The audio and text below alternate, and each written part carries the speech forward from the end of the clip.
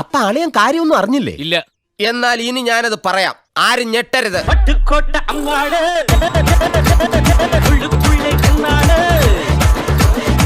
അപ്പൊ നമ്മൾ എവിടെയാ പറഞ്ഞു നിർത്തിയത്?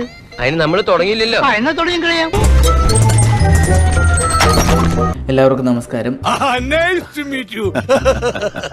ഞാൻ ഇന്ന് ഈ വീഡിയോ ചെയ്യുന്നത് ഒരു ക്ലാരിഫിക്കേഷൻ തരാൻ വേണ്ടിയിട്ടാണ്. ആയിക്കോട്ടെ, ഇന്ന് നമുക്ക് ഇവിടെ തന്നെ കൂടാ. എല്ലാം അറിഞ്ഞിട്ട് തന്നെ കാര്യം. ഞാൻ പറഞ്ഞ ഒരു കാര്യം നിങ്ങളെ പറഞ്ഞ് മനസ്സിലാക്കാൻ വേണ്ടിയിട്ടാണ് ഈ വീഡിയോ ചെയ്യുന്നത്. പിന്നെ അല്ല, എന്തെങ്ങനെയൊക്കെ പറയണേ? പിന്നെ ഞാൻ എങ്ങനെയൊക്കെ പറയണം? അത് ഇനിയും പറഞ്ഞില്ലെങ്കിൽ സത്യം പറയല്ല, എന്റെ ഉള്ളിൽ തന്നെ ആ സാധനം കിടക്കുന്നുണ്ട് കേട്ടോ.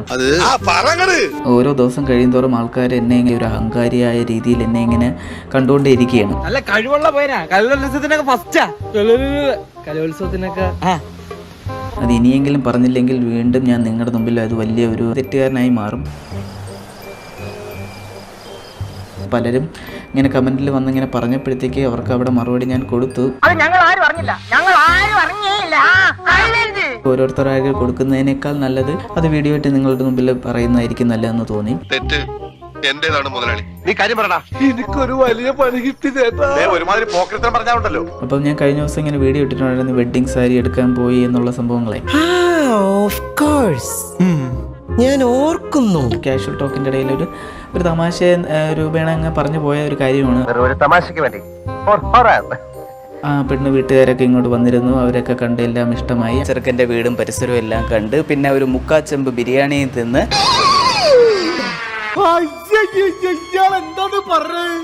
അവര് ആ കച്ചവടം അങ്ങ് ഉറപ്പിച്ചിരിക്കുകയാണ് എന്നത് ഞാൻ പറഞ്ഞു. എന്റെ സുഹൃത്തുക്കൾ എന്നെ വിളിക്കുന്ന പേര് കൂക്ക എന്നാണ്.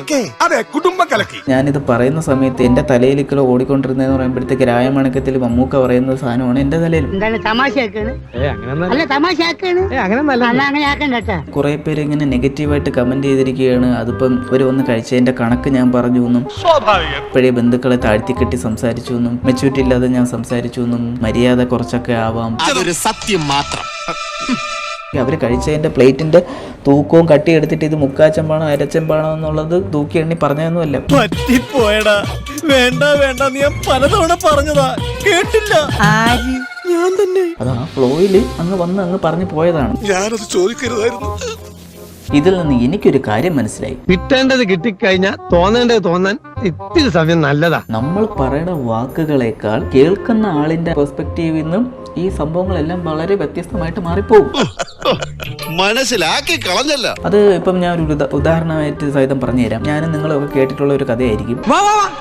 ഒരു കഥ കേട്ടിട്ട് കുറച്ച് നാളായി. നല്ല മൂട് പറവച്ച. മഴ പെയ്തു, മണ്ണ് നനഞ്ഞു, മണം പരന്നു, മനം നിറഞ്ഞു. നന്നായിട്ടുണ്ട്. പുള്ളി ഈ കണ്ട കാര്യങ്ങളൊക്കെ വെച്ചിട്ടാണ് ഈ കവിത എഴുതുന്നത്. അപ്പൊ ഇവിടെ അങ്ങനെ എന്താ ഉദ്ദേശം? ഉള്ളിൽ അർത്ഥമുണ്ട്, അതൊന്ന് ആലോചിച്ച് നോക്ക്.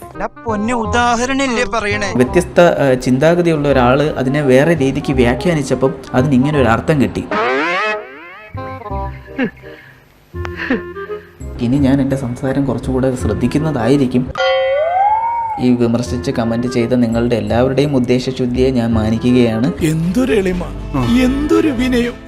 ശരിയാ. എല്ലാവർക്കും കാര്യങ്ങൾ വ്യക്തമായിട്ട് മനസ്സിലായി എന്ന് വിശ്വസിക്കുന്നു. ഓക്കെ, നന്ദി, നമസ്കാരം. ദേവിയേ.